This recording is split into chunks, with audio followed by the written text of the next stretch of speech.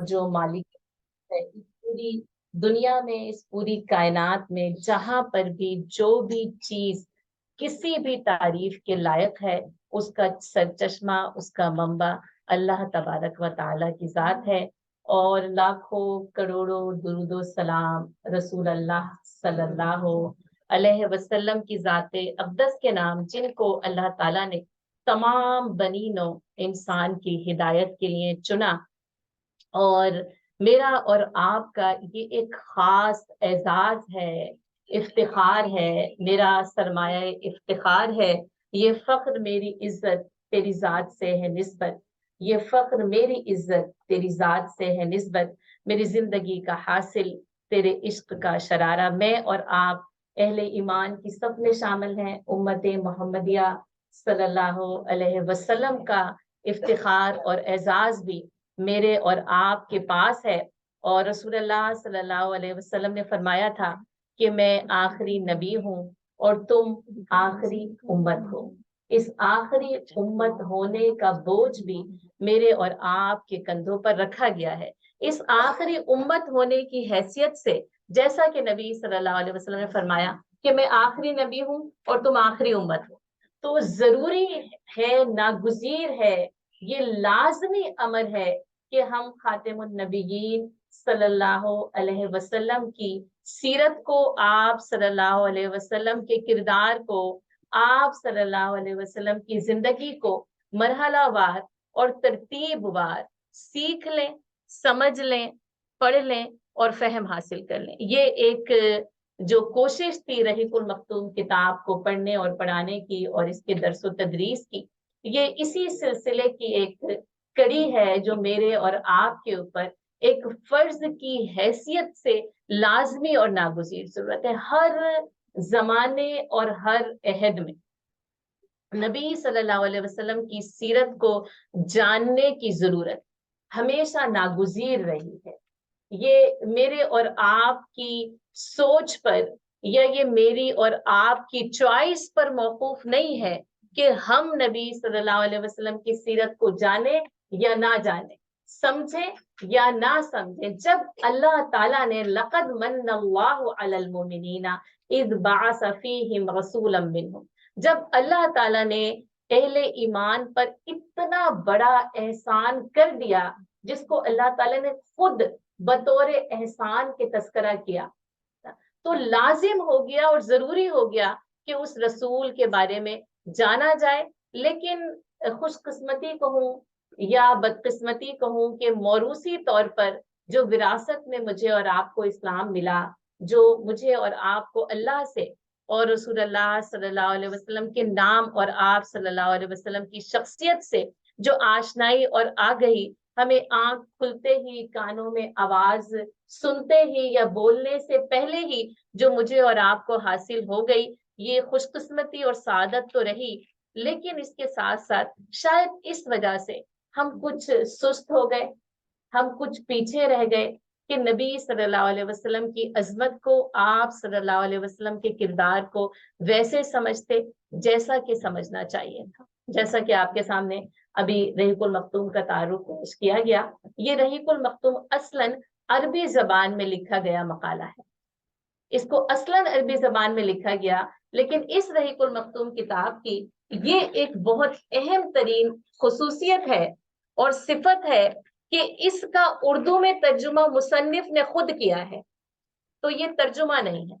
दरअसल, बल्कि ये कि क्योंकि जो मुसन्निफ है वो अरबी जबान से भी वैसे ही वाकफियत रखते थे जैसी कि उर्दू जबान से रखते थे। और इस सिलसिले में भी जैसे कि बताया गया कि कराची में सबसे पहली सीरा कॉन्फ्रेंस का जो है वो आगाज हुआ। और ये मेरी भी खुशकिस्मती है कि मेरा ताल्लुक भी जो है वो कराची जैसे शहर से है। और हमारी ये खुशकिस्मती कि मौलाना सफीउर रहमान मुबारकपुरी जो है वो यानी बरसगीर पाक व हिंद से ताल्लुक रखते हैं, तो उनको हिंदी भी आती थी, उनको फारसी भी आती थी, उनको अरबी भी आती थी और उनको उर्दू भी आती। और जब इस किताब को अव्वल नंबर पर जो है वो पूरे आलम इस्लाम में अव्वल इनाम के हकदार ठहरे, तो उसके बाद उनका जो हल्का अहबाब था, उन्होंने उनसे ये मुतालबा किया कि आप खुद ही इस किताब को उर्दू में भी कलमबंद कर लें, यानी इस किताब का अरबी से اردو میں ترجمہ لکھا جائے، اور ظاہر ہے کیونکہ انہوں نے خود لکھا نا تو یہ ترجمہ نہیں، تو اس لیے اس کتاب کو پڑھتے ہوئے آپ کو اتنا زیادہ لطف آتا ہے کہ یہ باقاعدہ طور پر یعنی یوں سمجھ لیں کہ دوبارہ یہ اردو زبان کے اندر جو ہے وہ لکھی گئی ہے۔ اس کتاب کے پس منظر کے بعد میں سب سے پہلے اس کے پہلے صفحے سے ہی جو ہے وہ اپنی آج کی جو ہے وہ جو درس ہے، جو آج ہماری اس سلسلے کی آخری کلاس ہے، انہی الفاظ سے شروع کرتی ہوں، اور جو ہیڈنگ ہے وہ ہے عرب، محل وقوع اور قومیں، سیرت نبی صلی اللہ علیہ وسلم در حقیقت اس پیغام ربانی کے عملی پرتوں سے عبارت ہے جسے رسول اللہ صلی اللہ علیہ وسلم نے انسانی جمعیت کے سامنے پیش کیا تھا، اور جس کے ذریعے انسان کو تاریکیوں سے نکال کر روشنی میں، آپ سب کو یاد رہے قرآن کہتے ہیں من الظلمات الی النور، کہ اندھیروں سے نکال کر، تاریکیوں سے نکال کر نور کی طرف اور روشنی کی طرف، اور بندوں کی بندگی سے نکال کر خدا کی بندگی میں داخل کر دیا۔ دراصل تمام انبیاء کرام کا مشن کیا تھا کہ لوگوں کو لوگوں کی بندگی سے نکال کر یہ بت پرستی سے، شرک سے، کہ جو اللہ کے ساتھ کسی کو بھی کسی بھی لحاظ میں کسی بھی طریقے سے شریک کیا جائے، کہ لوگوں کو لوگوں کی بندگی سے نکال کر اللہ کی بندگی میں داخل کر دیا جائے۔ اگر ہم یہ دو چیزیں جو کہ مصنف نے اس کتاب کے سب سے پہلے صفحے پر رقم کی ہیں، کہ یہ در حقیقت نبی صلی اللہ علیہ وسلم کی زندگی کا پیغام کیا ہے، من الظلمات الی النور، اندھیروں سے، تاریکیوں سے روشنی کی طرف، اور تمام بتوں کو کاٹ کر اور توڑ کر صرف اور صرف ایک واحد یکتا منفرد رب کی عبادت کے لیے، عبادت میں داخل کر لینا اور اس عبادت کے لیے تیار کر لینا۔ اس کے لیے یہ جملہ یاد رکھیں، قولوا لا الہ الا اللہ تفلحوا، اور تم کہو کہ اللہ صرف اور صرف ایک ہے، تم فلاح پا جاؤ۔ یہ فلاح کا پیغام تھا، یہ انقلاب کا پیغام تھا، یہ ایک ایسی تعمیری دعوت تھی جو پوری انسانی جمعیت کے سامنے پیش کی گئی، کہ وہ اپنی ساری بندشوں کو توڑ کر، ساری زنجیروں کو کاٹ کر، صرف اور صرف نہ وَاعْتَصِمُوا بِحَبْلِ اللَّهِ، صرف اور صرف ایک اللہ کی رسی کے ساتھ جڑ جائیں۔ ہم سب کو یہ معلوم ہے کہ یہ پیغام، یہ رسول اللہ صلی اللہ علیہ وسلم کی ذات عرب سے تعلق رکھتی ہے براہ راست۔ علماء کرام کا یہ کہنا ہے کہ نبی صلی اللہ علیہ وسلم کی براہ راست نبوت اہل عرب کے لیے، ٹھیک ہے۔ اور میں آپ سب سے التماس کرتی ہوں کہ پلیز اپنے فون جو ہے نا وہ ان کی جو ہے نا وہ جو رنگ ٹون ہے نا اس کو بند کر دیجیے۔ اگر آپ کو ضرورت ہے، آپ یقیناً کسی سے بات کرنا ہے آپ بات کر سکتے ہیں، لیکن آپ اس کو سب لوگ جو ہے نا وہ چیک کر لیں، میں بھی چیک کر لیتی ہوں، آپ سب بھی چیک کر لیں، تاکہ یہ کہ وہ بند رہے، اور اگر آپ نے بات کرنی ہو تو پھر آپ پیچھے جا کر بات کر سکتے ہیں۔ تو یہ کہ نبی صلی اللہ علیہ وسلم کی براہ راست نبوت اہل عرب کے لیے،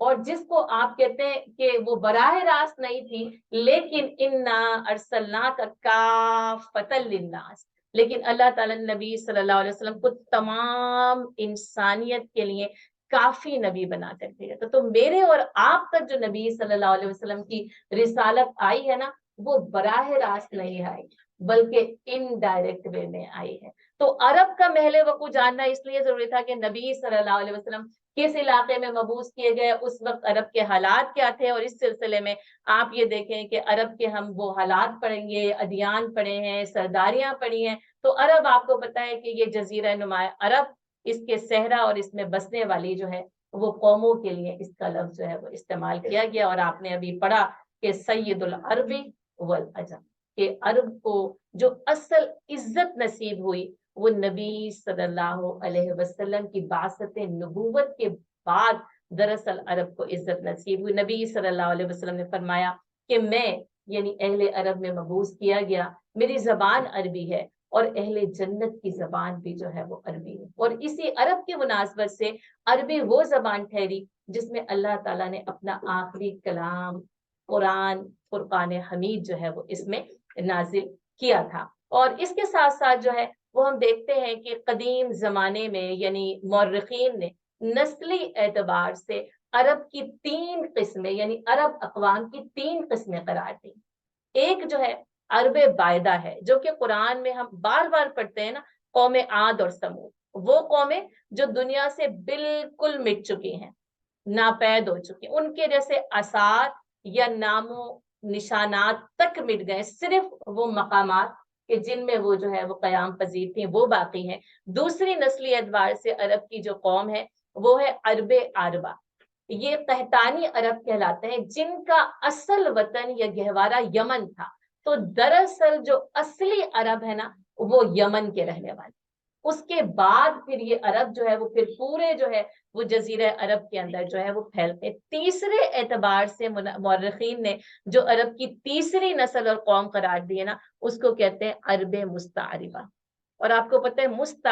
مستعار لینے سے ہے، یہ کہتے ہیں ادھار لے لینا، اور اسی لیے آپ کو قرآن میں بھی بار بار جب ہم روٹ ورڈز پڑھاتے ہیں، اس کے الفاظ پڑھاتے ہیں، تو آپ کو بتاتے ہیں یہ مستعار لیا جائے، جیسے عاریتن کچھ عرصے کے لیے لے لیا جائے، لیکن اس کا مطلب یہی ہے کہ یہ عرب مستعربہ عرب عاربہ سے مل کر یہ تیسری نسلی قوم چلتی ہے، اور یہ ہے عدنانی عرب۔ ابھی آپ کے سامنے ہماری ساتھی نے نبی صلی اللہ علیہ وسلم کا شجر نسب پڑھا، جو کہ بن معاد بن عدنان پر جا کر رک گیا، اور نبی صلی اللہ علیہ وسلم خود فرماتے تھے اور عدنان تک پہنچ کر رک جاتے تھے، اور آپ صلی اللہ علیہ وسلم کہتے تھے اس سے آگے جو ماہرین انساب ہیں وہ صحیح نہیں کہتے بلکہ غلط کہتے، یعنی اس کے بعد جو شجر نسب ہے اس میں غلطی کا احتمال تو موجود ہے، لیکن صحیح احادیث میں مستند روایت میں عدنان تک نبی صلی اللہ علیہ وسلم کا سلسلہ نسب جو ہے وہ مکمل طور پر جو ہے وہ محفوظ ہے۔ تو یہ عدنانی عرب انہی عدنان سے ماخوذ ہے۔ ویسے آپ اس کو سمجھنے کے لیے اسماعیلی عرب بھی جو ہے وہ لکھ سکتے ہیں یا جان سکتے ہیں، یعنی حضرت اسماعیل علیہ السلام سے عرب مستعربہ کا آغاز ہوتا ہے۔ اس سلسلے میں یہ بات بھی جاننا بہت زیادہ ضروری ہے کہ حضرت ابراہیم علیہ السلام سے نہیں ہوتا بلکہ حضرت اسماعیل علیہ السلام سے ہوتا ہے، کیونکہ آپ کو پتہ ہی ہے کہ حضرت ابراہیم علیہ السلام نے حضرت حاجرہ کو اور حضرت اسماعیل علیہ السلام کو اسی عرب میں، جو کہ قرآن نے بھی وادی غیر ذی زرعہ کہا، اس میں لے جا کر جو ہے وہ اللہ کے حکم سے چھوڑا تھا، تاکہ وہ وہاں پر جو ہے وہ سکونت اختیار کر سکے۔ پھر جیسا کہ وہاں پر جو ہے وہ بنو جرہم آتے ہیں، اور پھر جو ہے وہ حضرت اسماعیل جو کہ اس وقت شیر خوار بچے تھے وہ جوان ہوتے ہیں، اور وہیں پر بنو جرہم کی ایک لڑکی سے جو ہے وہ ان کی شادی ہوتی ہے۔ حضرت اسماعیل علیہ السلام کو اللہ تعالیٰ نے 12 بیٹوں سے نوازا، بالکل اسی طرح جیسے بنی اسرائیل کے 12 قبائل تھے نا، یعنی حضرت یعقوب علیہ السلام کو بھی جو ہے وہ 12 بیٹوں سے نوازا گیا، اور حضرت اسماعیل علیہ السلام کو بھی 12 بیٹوں سے نوازا گیا، لیکن ان میں سے جو 10 ہے نا وہ گمنام ہو گئے، یعنی زمانے اور حالات کے جو نشیب و فراز ہوتے ہیں نا، اب ان کے نام گمنام ہے، صرف 2 باقی ہیں، نابت اور قیدار، اور یہ قیدار وہ ہیں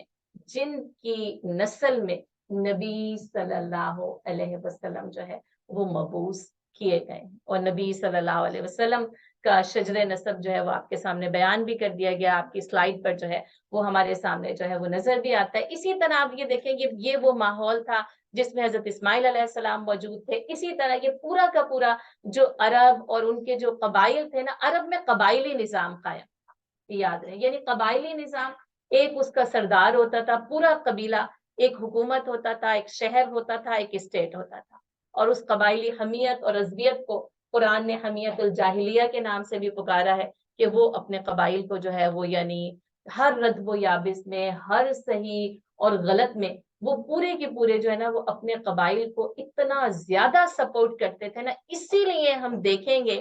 کہ بعثت نبوت کے بعد جو سپورٹیو سسٹم ہے نا،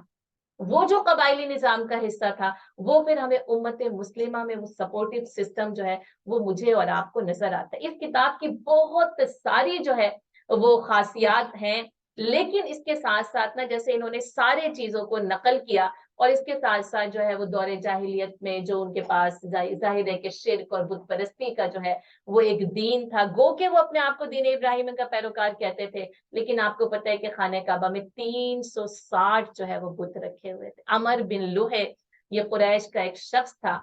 جو کہ شام سے ایک بت ہبل نامی لے کر آیا تھا، جو کہ اس نے لا کر خانہ کعبہ میں نصب کیا، اور اس کے بعد جو ہے نا ان جو کہ عرب تھے ان میں بت پرستی کا آغاز ہو گیا. اس سے پہلے جو ہے وہ عرب بت پرستی کا شکار نہیں تھے, اور یہاں تک کہ ہر گھر میں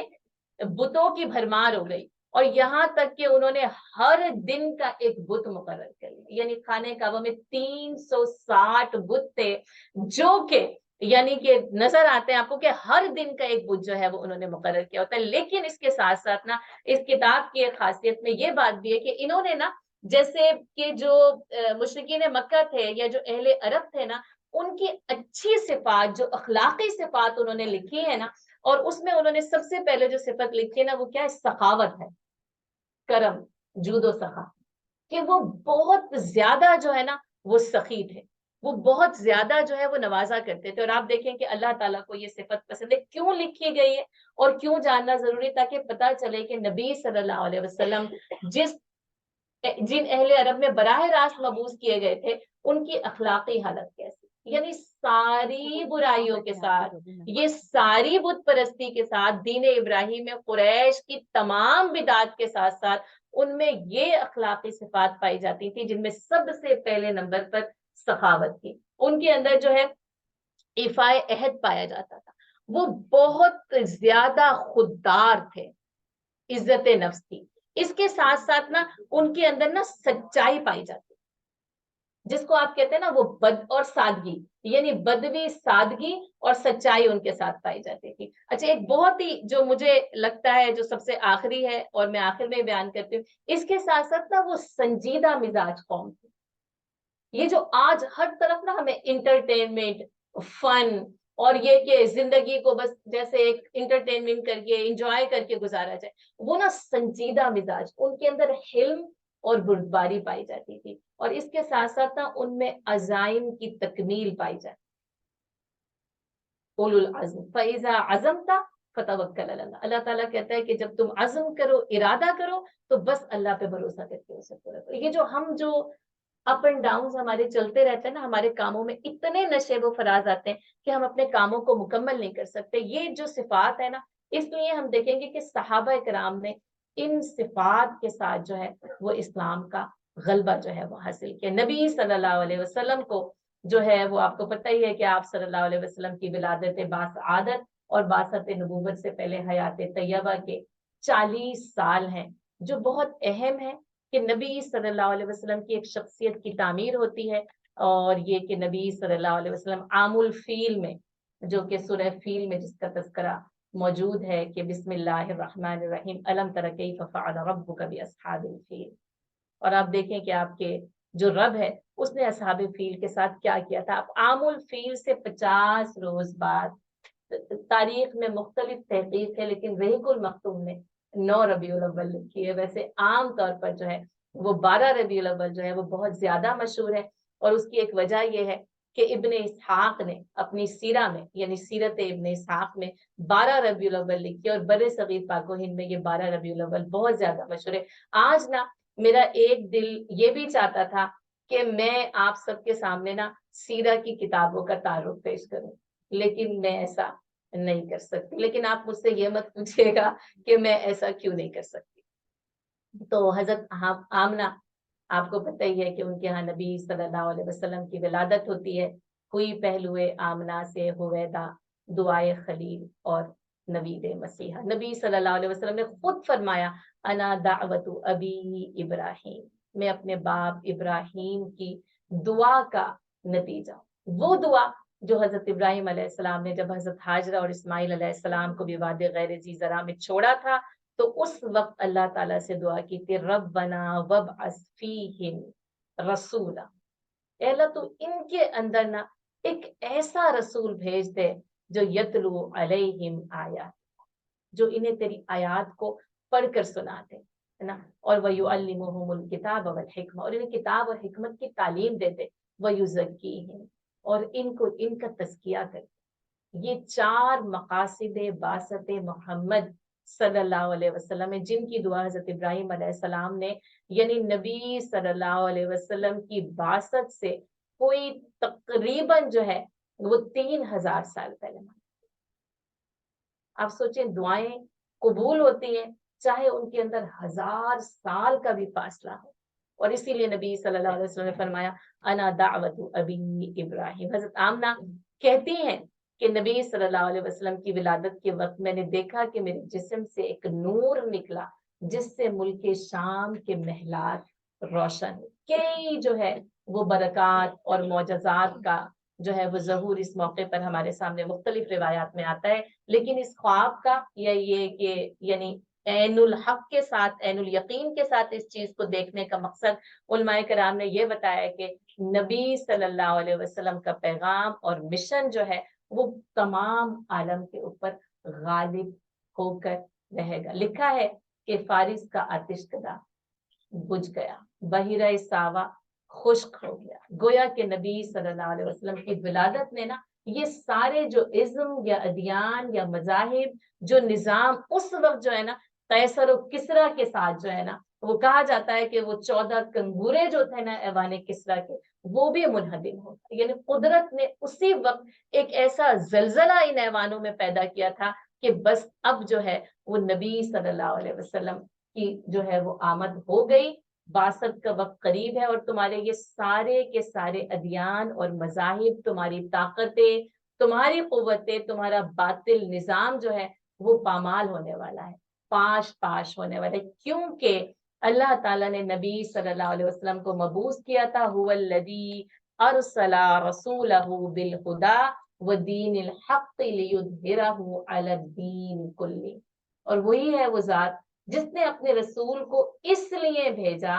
ہدایت اور دین حق دے کے کہ انہیں تمام ادیان کے اوپر غالب کرتے ہے نا. یہ غلبہ تو فتح مکہ کے بعد پیش آنا تھا, لیکن آپ دیکھیں اس کی بشارت اور اس کا اظہار اور اس کے آثار نبی صلی اللہ علیہ وسلم کی ولادت کے ساتھ جو ہے شروع ہو جاتے ہیں. ہمیں پتہ ہے آپ صلی اللہ علیہ وسلم حالت یتیمی میں پیدا ہوئے. آپ صلی اللہ علیہ وسلم 6 سال کے تھے کہ والدہ جو ہے وہ دنیا سے رخصت ہو گئی. آپ 8 سال کے تھے کہ آپ کے دادا جو ہے وہ عبد المطلب بھی وفات پا گئے. اور اس کے بعد ابو طالب نے نبی صلی اللہ علیہ وسلم کی کفالت کا بیڑا اٹھایا.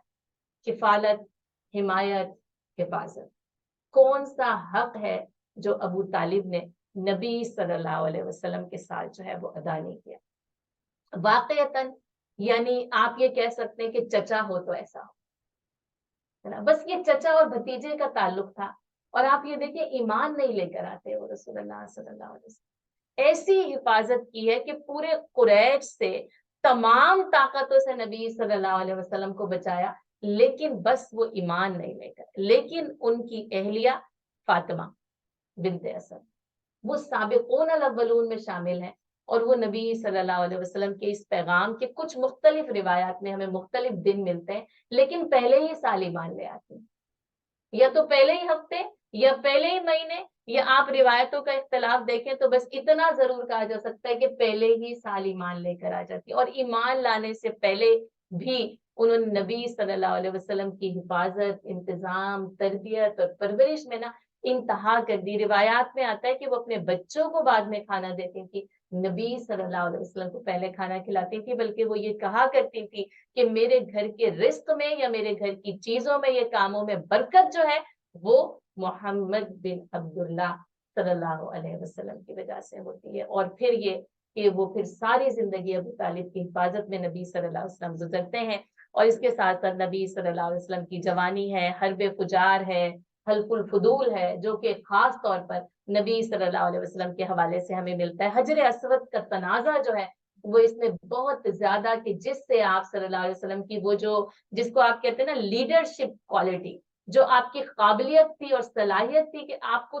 تمام بنی نوع انسان کا قائد اور رہنما بننا تھا. اور ہم سب کو پتا ہے کہ حجر اسود کا تنازع آپ صلی اللہ علیہ وسلم نے کیسے حل کیا تھا. کیا آپ میں سے کوئی ہے جس کو نہیں معلوم؟ جبکہ وہ لڑائی ہونے والی تھی, جبکہ جو ہے وہ خونریزی ہونے والی تھی, جبکہ ایک دوسرے کے گلے جو ہے وہ کاٹے جانے والے تھے, اور انہوں نے خود ہی یہ فیصلہ کیا کہ کل جو سب سے پہلے خانہ کعبہ میں داخل ہوگا تو ہم جو ہے وہ اسی کو حکم مان لیں گے. اور آپ کو پتہ ہے خانہ کعبہ کی تعمیر ہو رہی تھی, اور آپ دیکھیں قریش نے کہا کہ ہم حلال مال سے اس کی تعمیر کریں گے, ہے نا. جب رقم کم پڑ گئی تو حتیم کا حصہ اسی لیے بلڈ اپ نہیں ہو سکا کہ انہوں نے کہا تھا حلال مال سے اس کی تعمیر کریں. یعنی آپ دیکھیں وہ دین ابراہیمی کی بدعت پڑھ لیں، شرک پڑھ لیں، 360 بت دیکھ لیں، اس کے باوجود انہوں نے کیا عزم کیا تھا؟ یہ جو عزائم کی تکمیل ہم نے پڑھی کہ ہم اس کی حلال مال سے تعمیر کریں گے، اور جب نہیں تھا تو انہوں نے حرام مال کو اس کی تعمیر کے لیے استعمال نہیں کیا، ہے نا. اور پھر کہا کل جو آئے گا ہم اسے حکم مانیں گے. اور جب نبی صلی اللہ علیہ وسلم سب سے پہلے خانہ کعبہ میں داخل ہوئے تو وہ پکار پڑے ردینا محمد الصادق والامین.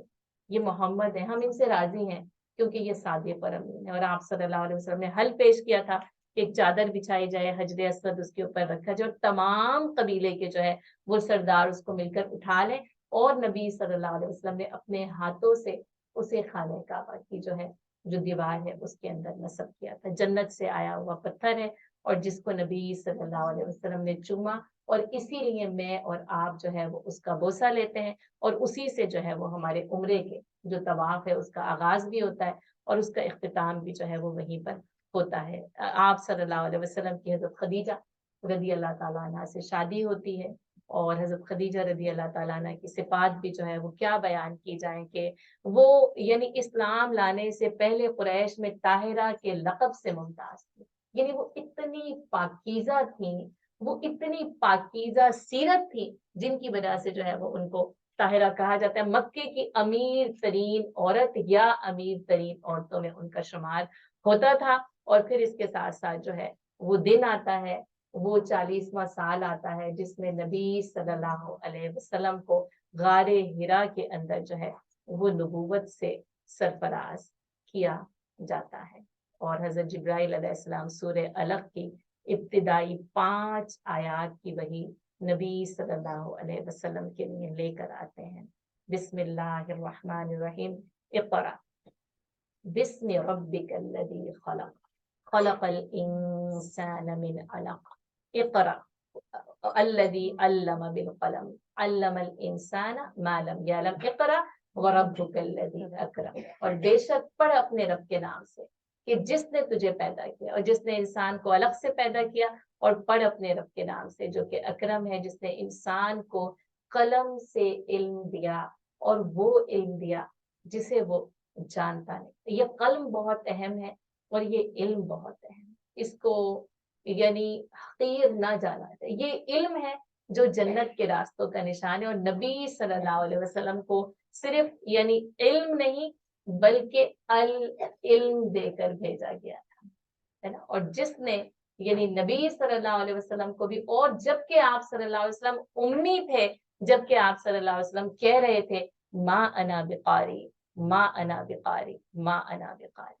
اور لیکن اس کے باوجود یعنی العلم اور علوم کا خزانہ نبی صلی اللہ علیہ وسلم کو دیا گیا. اور وہ خزانہ نبی صلی اللہ علیہ وسلم کے قلب مبارک سے صحابہ کرام کے سینوں میں منتقل ہوا، اور ان کی زبانوں سے اور ان کے علامہ بالقلم کے ذریعے مجھ تک اور آپ تک جو ہے وہ پہنچا ہے. اتر کر حرا سے سوئے قوم آیا اور ایک نسخہ کیمیا ساتھ لایا. مسے خام کو جس نے کندن بنایا، عرب جس پہ قرنوں سے تھا جو چایا، پلٹ دی بس ایک آن میں اس کی کایا. رہا ڈرنا بیڑے کو موجے بلا کا، ادھر سے ادھر پھر گیا رخ ہوا کا. یہ جو دعوت تھی، یہ جو کلام تھا، یہ جو علم تھا نا، یہ تعمیری تھا، انقلابی تھا، مقصدیت کے ساتھ تھا. آپ صلی اللہ علیہ وسلم کی دعوت، اس کے بارے میں کتابیں لکھی گئی ہیں اور یعنی سالوں صرف کیے جا سکتے ہیں، لیکن اگر آپ ایک جملے میں کہیں تو وہ انقلابی دعوت، جو کہ ہدایت کی دعوت، جو کہ من الظلمات الی النور کی دعوت، کہ اندھیروں اور تاریکیوں سے نکل کر روشنی کی طرف جو ہے وہ لے آیا جائے. اور اس انقلابی دعوت کے ساتھ نبی صلی اللہ علیہ وسلم نے اپنے اس مشن کا آغاز کیا. آپ صلی اللہ علیہ وسلم اس کو لے کر حضرت خدیجہ رضی اللہ تعالیٰ عنہ کے پاس آئے تو آپ صلی اللہ علیہ وسلم کہہ رہے تھے زملونی زملونی دثرونی دثرونی. اور آپ کو پتہ ہے یہ سورہ مدثر اور سورہ مزمل، یہ دونوں روایات میں اختلاف ہے. صحیح جمہور علماء کی ایک روایت کے سورہ مدثر کی ابتدائی 7 آیتیں دوسری وحی تھی جو نبی صلی اللہ علیہ وسلم پر نازل ہوئی، اور آپ صلی اللہ علیہ وسلم کو فرما دیا گیا قم فانذر वरब्बका फकब्बिर, और रहीक उल मखतूम के जो ये सफात है ना, जो तबलीग का हुक्म और इसके मुतबरात, ये मुझे बहुत ज्यादा जो है वो पसंद है। बस मैं इसके चंद जो है वो जुमले आपके सामने रखती हूँ कि कहा गया कि या अय्युहल मुद्दस्सिर कुम फअंज़िर, और ए चादर पोश उठ और डर। गोया ये कहा जा रहा है कि जिसे अपने लिए जीना है वो तो राहत की जिंदगी गुजार सकता है, लेकिन आप सल्लल्लाहु अलैहि वसल्लम जो इस जबरदस्त बोझ को उठा रहे हैं, तो आप सल्लल्लाहु अलैहि वसल्लम को नींद से क्या ताल्लुक, आप सल्लल्लाहु अलैहि वसल्लम को राहत से क्या सरोकार, आप सल्लल्लाहु अलैहि वसल्लम को गर्म बिस्तर से क्या मतलब, पुरसुकून जिंदगी से क्या निस्बत, राहत बख्श साजो सामान से क्या वास्ता। आप सल्लल्लाहु अलैहि वसल्लम उठ जाइए उस कार्य अजीम के लिए जो आप सल्लल्लाहु अलैहि वसल्लम का मुंतजिर है, उस बारे गिरा के लिए जो आप सल्लल्लाहु अलैहि वसल्लम की खातिर तैयार है। उठ जाइए जुहद व मुशक्कत के लिए, थकान और मेहनत के लिए। उठ जाइए कि अब नींद और राहत का वक्त गुजर चुका, आज से बेहम बेदारी है और तवीलो पर मुशक्कत जिहाद है। उठ जाइए और इस काम के लिए मुस्तैद और तैयार हो जाए। ये बड़ा पुरअजीम और पुरहैबत कलमा है। इसने नबी सल्लल्लाहु अलैहि वसल्लम को पुरसुकून घर, गरम आगोश और नरम बिस्तर से खींचकर तुंद तूफानों और तेज झक्कड़ों के दरमियान अथाह समंदर में फेंक दिया और लोगों के जमीर और जिंदगी के हकाइक को कशाइश के दरमियान ला खड़ा किया। फिर आप सल्लल्लाहु अलैहि वसल्लम उठ गए और 20 साल से ज्यादा अरसे तक उठे रहे, राहत और सुकून तज दिया। जिंदगी अपने लिए और अहलो अयाल के लिए ना रही। ये जो मैं और आप ना हर वक्त अपनी जिंदगी के लिए कोशा है ना, और फिर या अपनी फैमिली लाइफ, या हमारे बच्चे, या हमारे रिश्तेदार, या हमारे दोस्त, या हमारी कम्युनिटी। तो अगर आप सल्लल्लाहु अलैहि वसल्लम की सीरत को समझना है ना, तो बस ये समझें कि फिर जिंदगी ना आप सल्लल्लाहु अलैहि वसल्लम के अपने लिए रही, ना अहलो अयाल के लिए रही। आप उठे तो उठे ही रही, काम अल्लाह की तरफ दावत देना। बस एक ही काम था, क्या था? दाआ इलल्लाह व दाइयन इलल्लाही, कि आप सल्लल्लाहु अलैहि वसल्लम लोगों को अल्लाह की तरफ बुलाने वाले थे। आप सल्लल्लाहु अलैहि वसल्लम ने ये कमर तोड़ बाले गिरा अपने शाने पर किसी दबाव के बगैर उठा लिया, और ये बहुत बड़ा बोझ था। इस रुए जमीन पर अमानत कुबरा का बोझ, सारी इंसानियत का बोझ, सारे अकीदे का बोझ, और मुख्तलिफ मैदानों में जिहाद और दिफा का बोझ। और आपने अब पूरे यानी 20 साल, अच्छा 20 साल क्यों लिखे हैं? क्योंकि वो फतह मक्का और उसके बाद के जो 3 साल है उन्होंने इसको इसमें शामिल नहीं किया, वरना अगर आप देखें तो ये पूरे की पूरी 23 साल की जिद्दोजहद है। और कहा कि बस अगले पूरे के पूरे सफात ना, यानी इसके बाद ये पूरी की पूरी किताब ना नबी सल्लल्लाहु अलैहि वसल्लम के इसी तवील और पुरमुशक्कत जिहाद का एक मुख्तसर सा खाका है। ये सारी की सारी जिद्दोजहद, ये पूरा का पूरा मिशन और ये मकसदियत, याद रखिएगा, इंसानी सतह पर हुई। बस यानी आज जितने भी पैगाम आप यहाँ से लेकर जाएं, और मैं चाहती हूँ कि बस आप सीरा का पैगाम ही यहाँ से लेकर जाएं। और वो सीरा का पैगाम क्या है? ये सारी की सारी जुद्दोजहद इंसानी सतह पे हुई है, जिसमें मोजज़ात ना होने के बराबर। या अगर मैं आपसे ये कहूं कि मोजज़ा है ही नहीं, इसलिए कि नबी सल्लल्लाहु अलैहि वसल्लम को कोई मोजज़ा नहीं दिया जैसा कि हजरत मूसा अलैहिस्सलाम को दिया गया, यानी असा, यानी जो है वो यदे बैदा। तो ऐसा कोई मौजज़ा नबी सल्लल्लाहु अलैहि वसल्लम को नहीं दिया। हाँ, आप सल्लल्लाहु अलैहि वसल्लम की पूरी जिंदगी एक मौजज़ाती बरकत से इबारत है, यानी जिसको इस्तिलाहन मौजज़ा कहते हैं वो नहीं दिया गया, बाकी आप सारी चीजों को मौजज़ा समझ लें। यानी आप हजरत अबू बकर सिद्दीक रज़ी अल्लाह ताला अन्हु को, हजरत उमर फारूक को, हजरत अली को, हजरत उस्मान गनी को, तमाम सहाबा कराम रिदवानुल्लाह ताला अलैहिम व अजमईन की जमात को आप एक मौजज़ाती तौर पर रसूलुल्लाह सल्लल्लाहु अलैहि वसल्लम के साथी और मदद समझ लीजिए। और जो जो कुछ आप सल्लल्लाहु अलैहि वसल्लम करते गए, लेकिन आप सल्लल्लाहु अलैहि वसल्लम को इस्तिलाही मौजज़ा, जैसे कि स्वालेह अलैहिस्सलाम को ऊँटनी अता की गई थी, ऐसा कोई मौजज़ा نہیں دیا گیا. بس آپ صلی اللہ علیہ وسلم کے پاس قرآن تھا, اللہ کی مدد تھی, اور آپ صلی اللہ علیہ وسلم اکیلے اٹھے, تنے تنا اٹھے, 1 ارب نے آدمی کا بول بالا کر دیا, خاک کے ذروں کو ہم دوشے سریا کر دیا. اس کے بعد مدنی دور, اس کے بعد یعنی مکی دور, اور اس کے بعد جو ہے وہ مدنی دور. آپ کو پتہ ہے مکی زندگی کے 13 سال ہیں, مدنی زندگی کے جو ہے وہ 10 سال ہیں. مکی دور پہلے خفیہ دعوت کے 3 سال سے شروع ہوتا ہے. دار ارقم جو ہے وہ, اس میں آپ کو پتا ہے کہ اس کے اندر یہ خفیہ دعوت, یہ نا خفیہ دعوت انفرادی دعوت, 1 to 1 دعوت, ایک سے ایک کو دعوت پہنچتی تھی, اور دعوت پہنچانے کا سب سے مؤثر ذریعہ یہی ہے کہ وہ ایک سے ایک دعوت. اچھا یہ فطری طریقہ ہے, یاد رکھیے گا, یہ قدرتی طریقہ ہے. پہلے ہی دن حضرت خدیجہ رضی اللہ تعالیٰ عنہ, حضرت ابوبکر صدیق رضی اللہ تعالیٰ عنہ, حضرت زید بن حارثہ رضی اللہ تعالیٰ عنہ, اور حضرت علی رضی اللہ تعالیٰ عنہ ایمان لے کر. یہ بتایا نہیں جا سکتا کون پہلے لایا کون بعد میں لایا, ترتیب کیسے بنتی ہے. عورتوں میں حضرت خدیجہ, مردوں میں حضرت ابوبکر صدیق, غلاموں میں حضرت زید بن حارثہ, اور بچوں میں حضرت علی رضی اللہ تعالیٰ عنہ جو ہے وہ ایمان لے کر آتے ہیں. اور پھر اس کے بعد ابوبکر صدیق رضی اللہ تعالیٰ عنہ کی اس 1 to 1 دعوت کی کوشش سے جو ہے نا 6 لوگ مسلمان ہوتے ہیں, السابقون الاولون, جو سب سے پہلے اسلام لانے میں جو ہے نا وہ سبقت کرتے ہیں. اور تقریباً جیسے 40 کے نام جو ہے وہ السابقون الاولون میں لکھے ہوئے. آپ کو پتا ہے نا پڑوس بھی 40 گھر کہا گیا, اس کے بعد پڑوس ختم ہو جاتا ہے, اور شاید اس کے بعد سابقون الاولون جو ہے وہ ختم ہو جاتے ہیں. تو بہرحال ایک مختلف کیٹیگری ہے, ایک مختلف ترتیب ہے. اور پھر اس کے بعد جو ہے وہ نبی صلی اللہ علیہ وسلم کے 3 سال کے بعد نا, وَأَنذِرْ عَشِيرَتَكَ الْأَقْرَبِينَ کا جب حکم نازل ہوا نا, تو پھر کوہ صفا پہ کھڑے ہو کے نبی صلی اللہ علیہ وسلم نے پکارا. اور آپ سب کو یاد ہوگا کیا پکارا تھا. اگر میں تم سے یہ کہوں کہ اس پہاڑ کے پیچھے سے ایک فوج نمودار ہونے والی, تو کیا تم میری بات مانو گے؟ سب نے بیک زبان ہو کر کہا ہم ضرور مانیں گے. کیوں؟ کہ آپ صادق ہیں اور آپ امین. اور آپ صلی اللہ علیہ وسلم نے فرمایا تو پھر میں تم سے ایک ایسا کلمہ کہتا ہوں کہ اگر تم اس کو پڑھ لو تو سارے عرب پر حکمران اور سارا عجم تمہارے تابع ہو جائے. بس کیا تھا, قولو لا الہ الا اللہ. ان کے سگے چچا ابو لہب نے زمین سے پتھر اٹھا لیا اور کہا کہ یعنی تبا کا علی ہاذا جماعتنا, یعنی اللہ تجھے تباہ اور برباد کرے, کیا تو نے آج ہمیں اس لیے یہاں جمع کیا تھا. اور آپ سب کو پتا ہے تبت یدا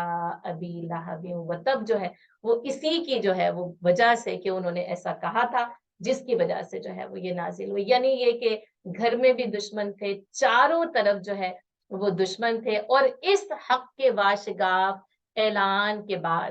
کہ کل جس کا اعلان کیا تھا کوہ صفا پر آقا نے, آج بھی وہ سچائی لوگوں سب سے بڑی سچائی ہے. اور اس اعلان کے بعد نا محاذ آرائی شروع ہو گئی ہے نا. اور محاذ آرائی کے جو انداز کیا تھے, پہلے نمبر پر تحقیر, استہزاء اور تکذیب تھی ہے نا. دوسرے نمبر پر کیا تھا,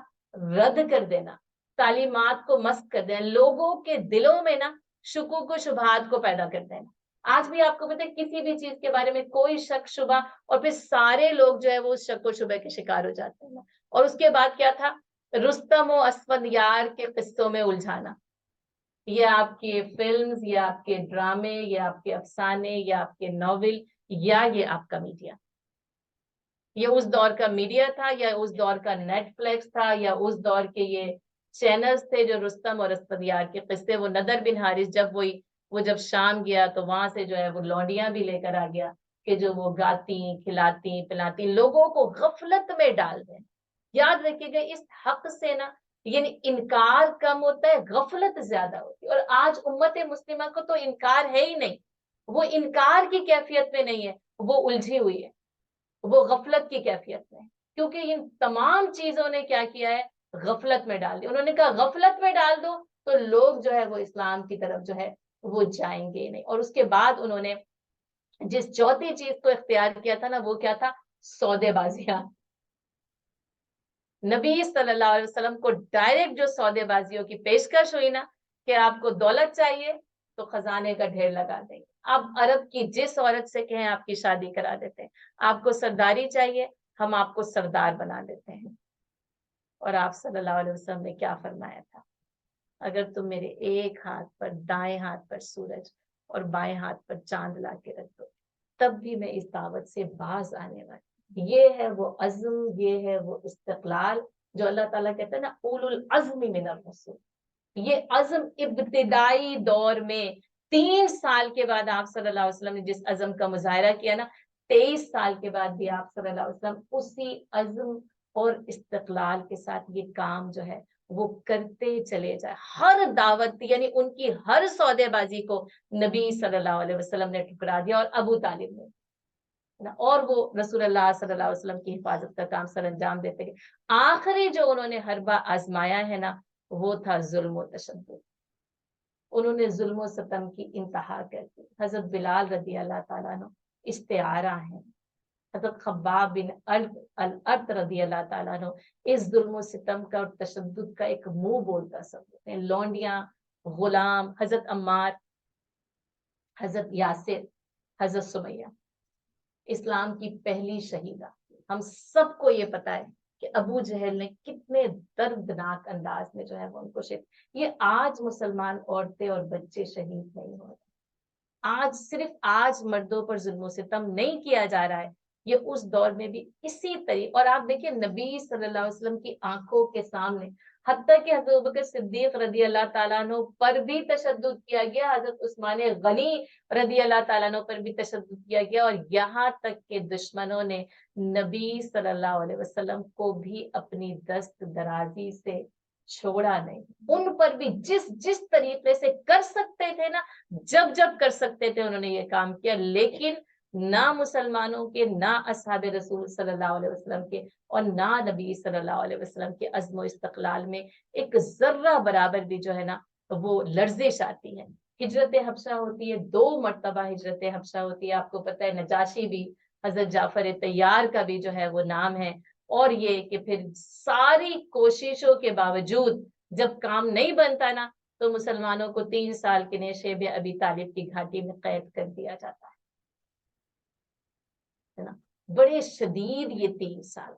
بائیکاٹ تھا۔ آج بائیکاٹ کا نام ہمیں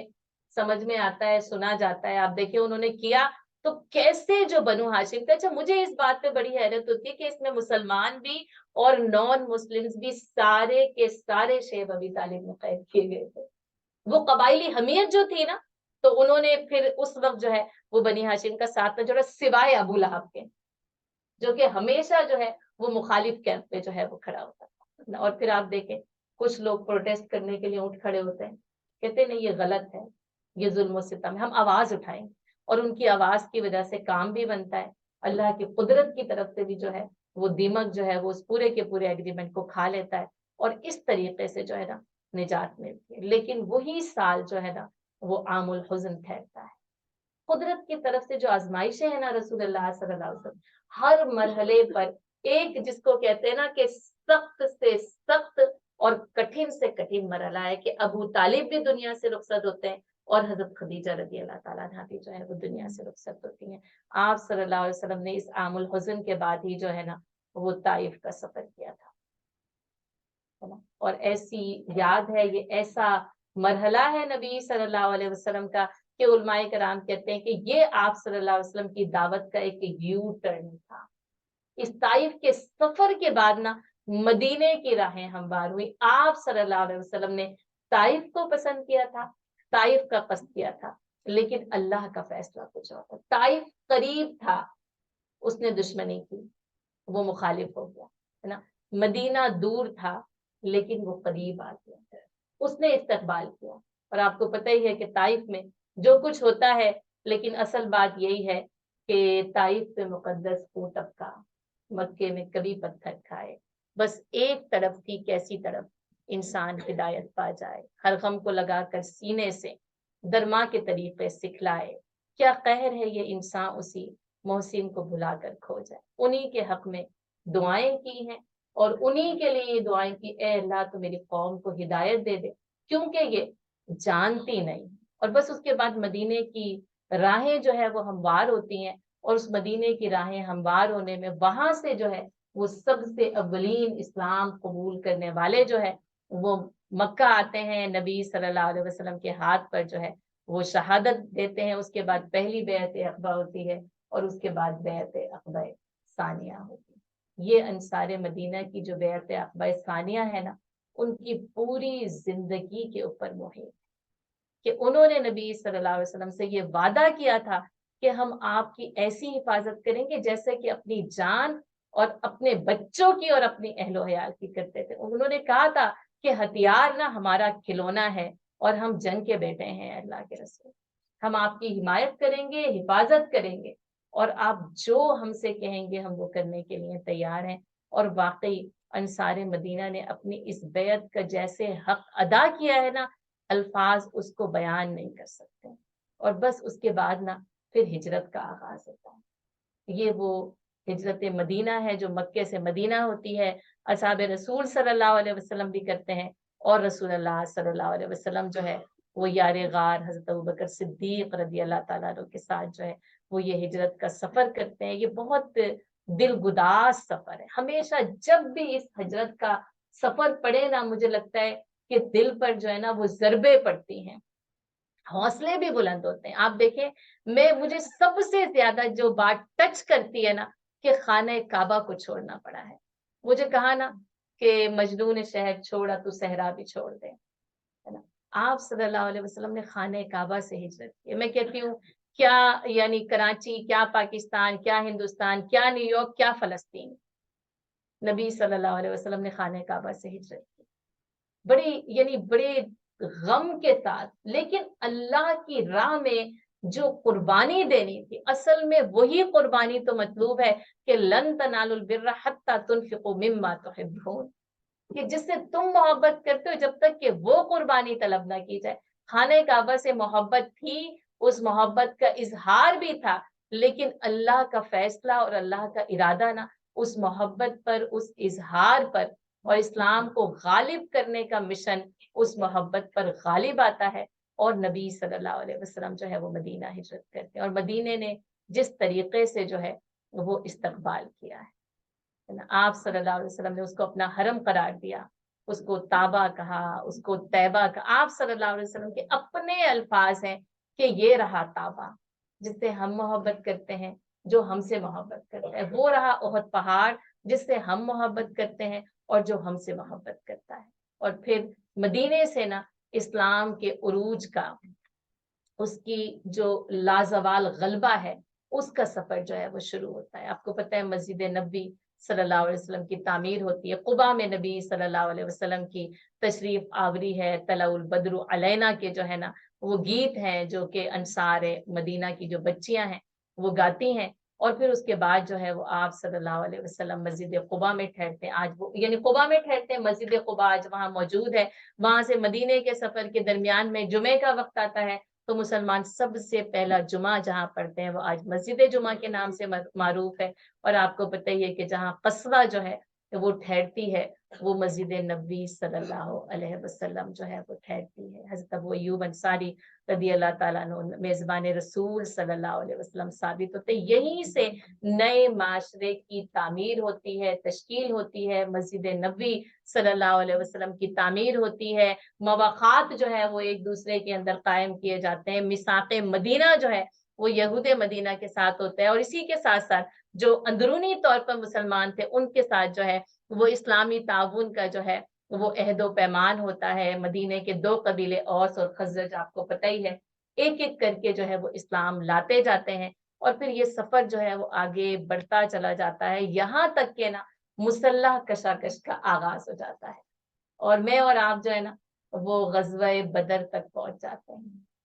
حق اور باطل کی ایسی فیصلہ کن جنگ ہے جس میں حق کو نہ فتح ملتی ہے اور باطل کو جو ہے شکست پاش ہوتی ہے۔ آپ صلی اللہ علیہ وسلم نے فرمایا تھا، اے میرے صحابہ، اس وقت تم روئے زمین پر سب سے بہتر لوگ، اہل بدر نا اس وقت روئے زمین پہ سب سے بہتر لوگ تھے۔ آپ صلی اللہ علیہ وسلم نے فرمایا کہ اے اللہ، جو کچھ میرے پاس تھا نا میں نے لا کر تیرے حوالے کر دیا، اگر تو چاہے کہ آج کے بعد اس روئے زمین پر تیری عبادت نہ کی جائے ان شیطا، اگر تو چاہے تو ان سب کو ہلاک کر دے۔ اور وہ 313 جو ہے نا وہ فتح یاب ہوتے ہیں. اور آج تک نا یعنی یہ بدر کی فتح جو ہے وہ دلوں کو ایک عزم دیتی ہے, ایک روشنی دیتی ہے, ایک ایمان کی تازگی دیتی ہے. صرف 313 جو ہے وہ 1000 کے اوپر کیسے غالب آ جاتے ہیں, اور اتنی شاندار فتح جس میں یعنی مسلمانوں کی جو شہداء کی تعداد ہے وہ تقریباً اگر دیکھیں تو بس نہ ہونے کے برابر. 70 سرداران قریش قتل کیے جاتے ہیں اور 70 ہی قید کیے جاتے ہیں. یہی غزوہ بدر ہے جس میں مال غنیمت کے احکامات آتے ہیں, جو قیدیوں کے فدیے کا معاملہ ہے وہ حل کیا جاتا ہے. اس کے بعد یہ سرایا اور غزوات کا سلسلہ چلتا چلا جاتا ہے, اور یہاں تک کہ جو ہے نا غزوہ احد پیش آتا ہے. یہ بھی صحابہ کرام کی محبت کا, ان کی جانثاری کا, ان کی جان سپاری کا ایک ایسا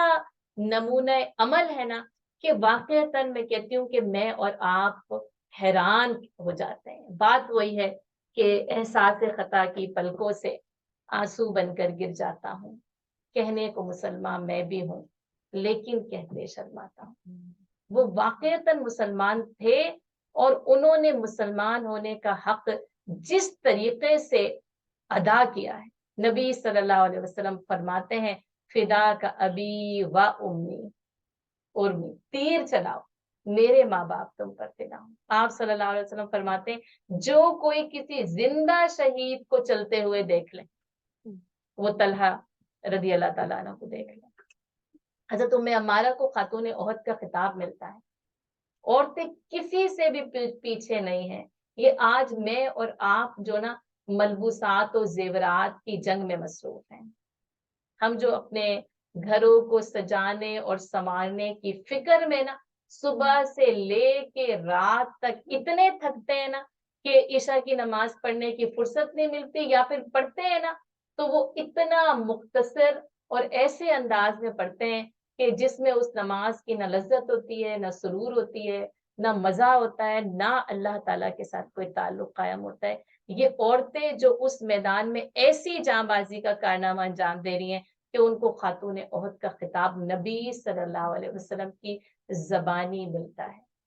آج کی تمام بزدل عورتوں کے لیے نا یہ پیغام ہے شجاعت کا, بہادری کا, جاں بازی کا. حضرت علی رضی اللہ تعالیٰ عنہ کا نام تو میں اور آپ سب جانتے ہیں کہ تمام اصحاب میں سب سے زیادہ بہادر شہسوار, لیکن ام عمارہ اور نصیبہ بنت کعب کا نام اور ان کا کردار کتنا میرے اور آپ کے سامنے رہتا ہے کہ جب ہم یعنی بزدلی کے ساتھ, کمزوری کے ساتھ اور ضعیفی کے ساتھ جو ہے نا یعنی ذوف کے ساتھ, اس ضعیفے سے مراد جو ہے وہ بڑھاپا نہیں ہے بلکہ جس ذوف کے ساتھ میں اور آپ زندگی گزارے, تو امت مسلمہ کو کہاں سے خالد بن ولید ملیں گے, اکرمہ بن ابی جہل ملیں گے, ابو عبیدہ بن الجراح رضی اللہ تعالیٰ عنہ, اور وہ تمام کے تمام ایک فہرست ہے, ایک لسٹ ہے جو میں اور آپ جو ہے نا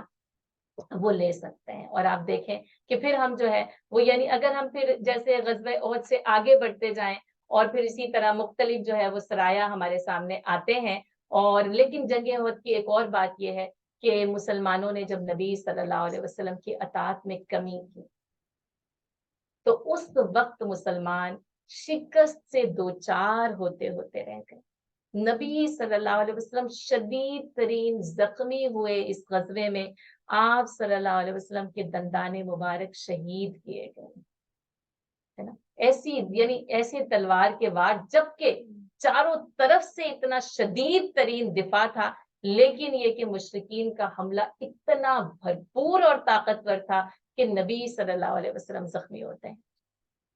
اور وہ کیا تھا, بس مسلمانوں کی اطاعت میں براہ راست کمی نہیں تھی, صرف انہوں نے سوچا یہ کہ یہ مسلمان اس وقت ہمیں فتح مل گئی ہے, اور پھر وہی کہ وہاں پر آئی زندگی کی وہ جو ساز و سامان کی طلب ہے نا, جو مادہ پرستی ہے, کہ جب وہ مجاہدین جب میدان میں مال غنیمت لینے لگے تو جبل رومات پر تعین تیر اندازوں نے سوچا کہ ہمیں بھی نیچے اتر کر اس مال غنیمت کو حاصل کرنا چاہیے,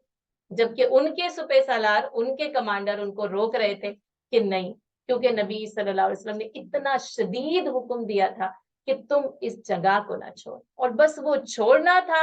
اور خالد بن ولید کا اس جنگی حکمت عملی سے فائدہ اٹھانا تھا کہ مسلمانوں کو شکست ہوتے ہوتے رہ گئی ہے نا. ایک غیر فیصلہ کن جنگ جو ہے وہ اس سے ہمیں یہ پتا چلتا ہے کہ وہ جاں بازی اور جاں سپاری اپنی جگہ درست، لیکن اس کے ساتھ ساتھ اگر اطاعت میں ذرہ برابر بھی کمی ہو. آج یہ امت مسلمہ کا جو انتشار ہے نا اتنا شدید ہے، اس کی وجہ کیا ہے؟ اطاعت میں کمی. اور اس اطاعت کی کمی کی وجہ سے نا نبی صلی اللہ علیہ وسلم کے رخسار مبارک سے خون کا فوارہ جو ہے وہ گرتا ہے. تو آپ سوچ لیں کہ آج نا یعنی دین اسلام نا خون خون ہے، مجروح ہے، زخمی ہے، چور چور ہے. کیونکہ ہمارے پاس جو ہے نا وہ اطاعت میں جو ہے وہ بہت زیادہ جو ہے وہ کمی پائی جاتی ہے. اس کے بعد آپ کو پتہ ہے یعنی اہل یہود کے ساتھ بھی معاملہ ہوتا ہے، غزوہ بنو قینقاع کے ذریعے بھی، غزوہ بنو قریظہ کے ذریعے بھی. غزوہ بنو مصطلق بھی نا نبی صلی اللہ علیہ وسلم کی سیرت کا ایک اہم ترین باب ہے، جس میں جنگ تو نہیں ہوتی لیکن مختلف واقعات سے نا مسلمانوں کو بہت زیادہ جو ہے وہ یعنی ان کے لیے قوانین نازل ہوتے ہیں. واقع عفق جو ہے وہ اسی موقع اتنا شدید آپ دیکھیں. ایک تو نا یعنی وہ قریش کا ظلم و ستم ہے اور وہ تلواروں کی جھنکار ہے، اور اس کے ساتھ ساتھ نا پھر یہ جو منافقین مدینہ تھے نا انہوں نے نبی صلی اللہ علیہ وسلم پر جو سب سے شدید وار کیا تھا نا وہ واقع عفق کے ذریعے کیا تھا، اور جس میں حضرت عائشہ صدیقہ رضی اللہ تعالیٰ عنہ پر تہمت لگائی جاتی ہے. قرآن جو ہے وہ ان کی برات کو ثابت کرتا ہے، اور قرآن پھر اس سلسلے میں جو ہے پوری کی پوری سورہ نور اسی واقع عفق کے پس منظر میں جو ہے نا وہ نازل ہوتی ہے، اور عائشہ رضی اللہ تعالیٰ عنہ کی برات ہوتی ہے، اور پھر اس کے ساتھ ساتھ ہی نا صلح حدیبیہ شروع ہو جاتے ہیں. آپ کو پتہ ہے یہ سفر بھی نا جو بیعت رضوان اور بیعت الشجرہ کا جس کے نتیجے میں نا پھر اللہ تعالیٰ نا سورۃ الفتح نازل کرتا ہے، انا فتحنا لک فتحا مبینا. یہ فتح مبین نا صلح حدیبیہ کے، جبکہ حضرت عمر رضی اللہ تعالیٰ عنہ کہتے ہیں ہم صلح کیوں کریں، ہم دب کر صلح کیوں کریں؟ کیا آپ اللہ کے رسول نہیں ہیں؟ کیا ہم حق پر نہیں ہیں؟ اور لیکن اس کے باوجود نا مجھے حضرت عمر رضی اللہ تعالیٰ عنہ کی اطاعت اتنی پسند ہے کہ صلح حدیبیہ کے معاہدے پر حضرت عمر رضی اللہ تعالیٰ عنہ کی سگنیچر موجود ہے، باوجود اس کے کہ وہ چاہتے نہیں تھے کہ طے کی جائے.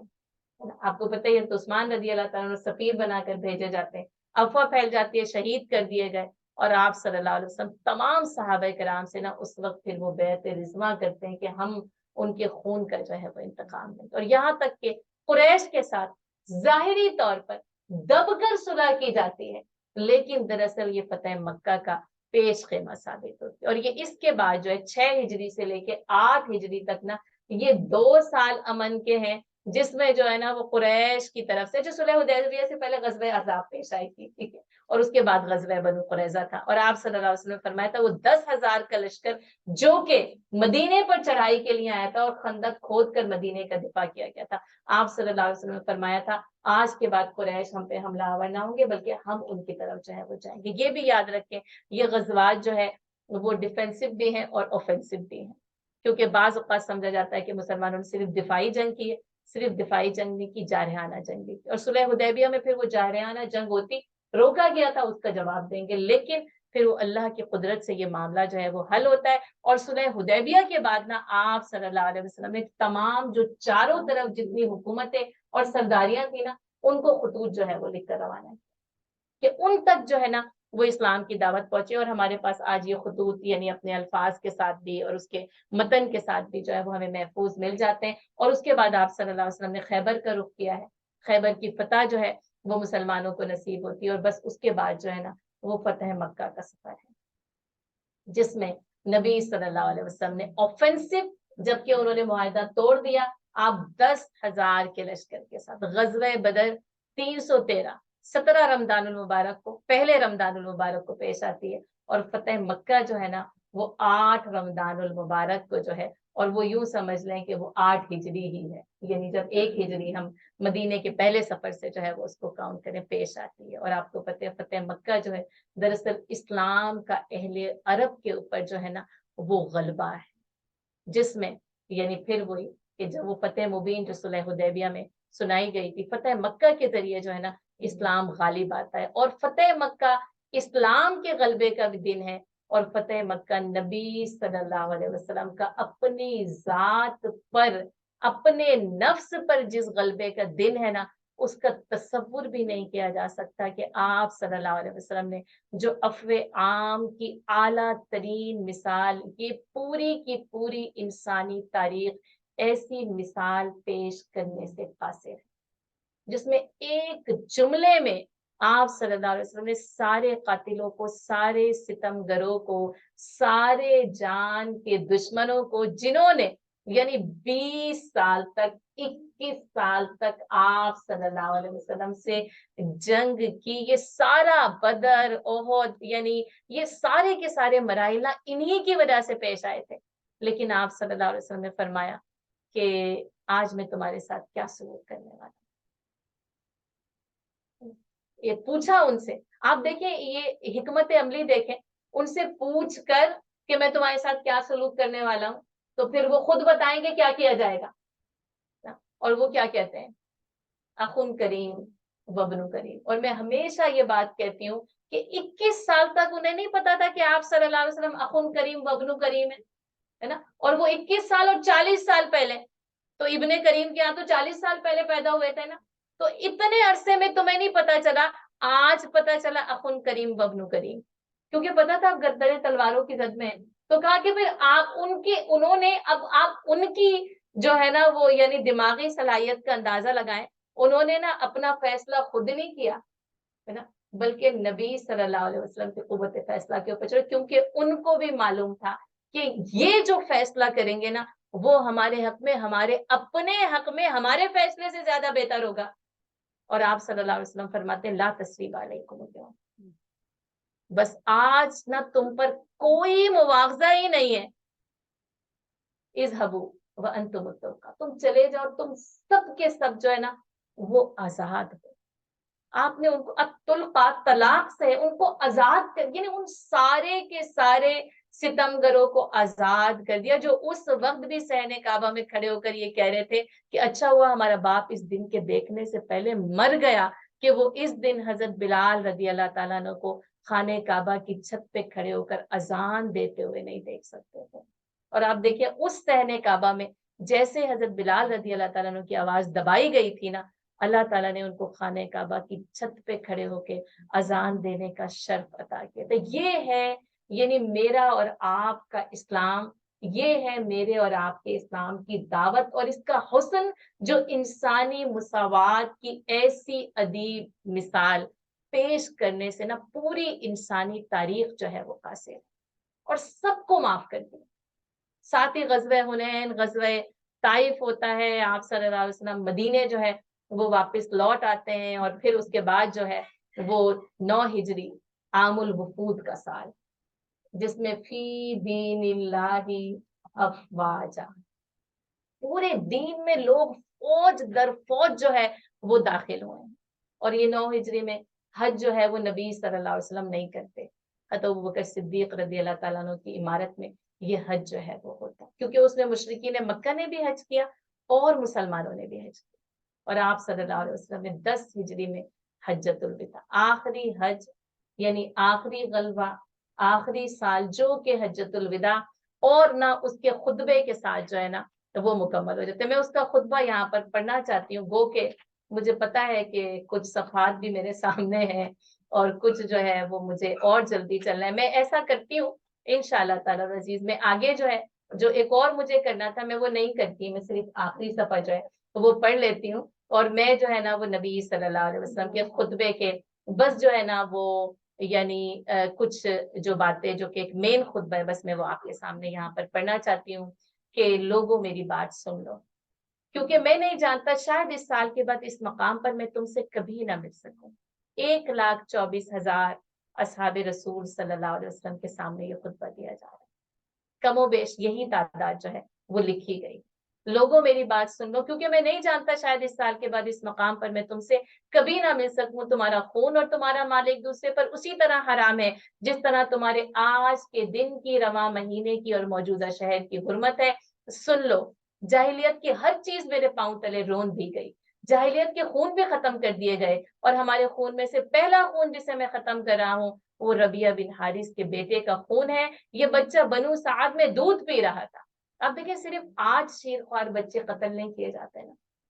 آج ہمارا دل روتا ہے کہ فلسطین میں اتنے بچوں کو قتل کر دیا گیا، بے شک دل غم سے بوجھل ہے، لیکن آپ دیکھیں کہ آپ صلی اللہ علیہ وسلم نے اس بچے کے دودھ پیتے بچے کے قتل کو کیا کیا؟ معاف کر دیا ہے نا، کہ انہی ایام میں قبیلہ حذیل نے اسے قتل کر دیا اور جاہلیت کا سود ختم کر دیا گیا۔ اور ہمارے سود میں سے پہلا سود جسے میں ختم کر رہا ہوں وہ عباس بن عبد المطلب کا سود ہے۔ اب یہ سارے کا سارا سود ختم ہے۔ ہاں، عورتوں کے بارے میں اللہ سے ڈرو، کیونکہ تم نے انہیں اللہ کی امانت کے ساتھ لیا ہے اور اللہ کے کلمے کے ذریعے حلال کیا ہے۔ ان پر تمہارا حق یہ ہے کہ وہ تمہارے بستر پر کسی ایسے شخص کو نہ آنے دیں جو تمہیں گوارا نہیں، اور اگر وہ ایسا کریں تو تم انہیں مار سکتے ہو، لیکن سخت مار نہ مارنا، اور تم پر ان کا حق یہ ہے کہ تم انہیں معروف کے ساتھ کھلاؤ اور پہناؤ۔ یہ ہے وہ اسلامی آئین کا آخری منشورنا جس میں عورتوں کے حقوق کا تحفظ کیا گیا ہے۔ اور میں تم میں ایسی چیز چھوڑے جا رہا ہوں کہ اگر تم نے اسے مضبوطی سے پکڑے رکھا تو اس کے بعد ہرگز گمراہ نہ ہوگے، اور وہ ہے اللہ کی کتاب۔ لوگوں یاد رکھو، میرے بعد کوئی نبی نہیں اور تمہارے بعد کوئی امت نہیں۔ میں نے ان الفاظ کے ساتھ جو ہے وہ آج اپنے درس کا آغاز کیا تھا، لہٰذا اپنے رب کی عبادت کرنا، 5 وقت کی نماز پڑھنا، رمضان کے روزے رکھنا، خوشی خوشی اپنے مال کی زکات دینا، اور اپنے پروردگار کے گھر کا حج کرنا، اور اپنے حکمرانوں کی اطاعت کرنا۔ ایسا کرو گے تو اپنے پروردگار کی جنت میں داخل ہو جاؤ گے، اور تم سے میرے متعلق پوچھا جانے والا ہے تو تم لوگ کیا کہو گے؟ صحابہ کرام نے کہا ہم شہادت دیتے ہیں کہ آپ صلی اللہ علیہ وسلم نے تبلیغ کر دی، پیغام پہنچا دیا اور خیر خواہی کا حق ادا فرما دیا۔ یہ سن کر آپ صلی اللہ علیہ وسلم نے انگشت شہادت کو آسمان کی طرف اٹھایا اور لوگوں کی طرف جھکاتے ہوئے 3 بار فرمایا، اے اللہ گواہ رہنا، اللہم اشہد، اللہم اشہد، اللہم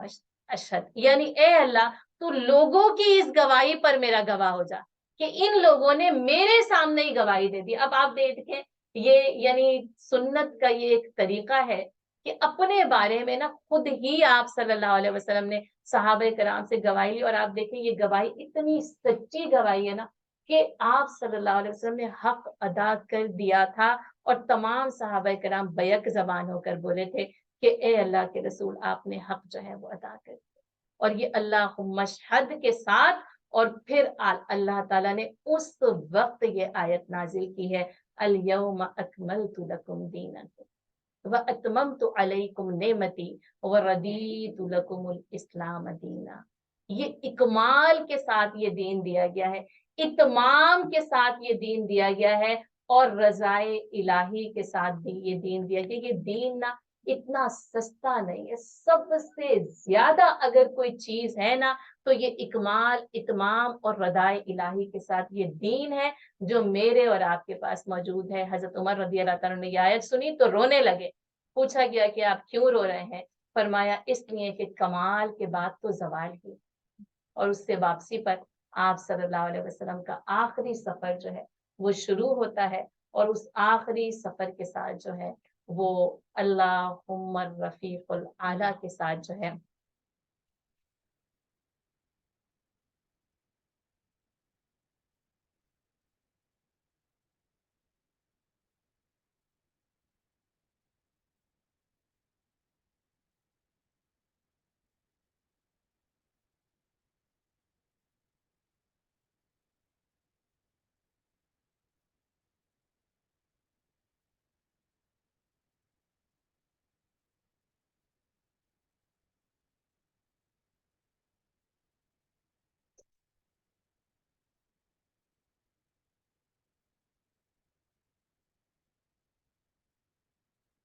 رسول اللہ صلی اللہ علیہ وسلم اس دنیا فانی سے رخصت ہوتے ہیں۔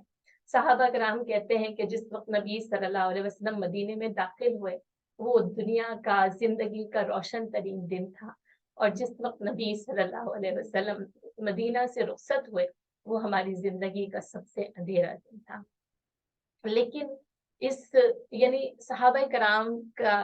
یہ جو کہنا ہے در حقیقت بالکل سچ ہے لیکن اصل بات کیا ہے کہ نبی صلی اللہ علیہ وسلم نے فرمایا کہ میں تمہیں ایک ایسے دین پر چھوڑ کر جا رہا ہوں جس کا دن بھی رات کی طرح روشن ہے، کیونکہ نبی صلی اللہ علیہ وسلم کا پیغام ہمیشہ زندہ رہے گا تا قیام قیامت تک۔ نبی صلی اللہ علیہ وسلم وما محمد الا رسول،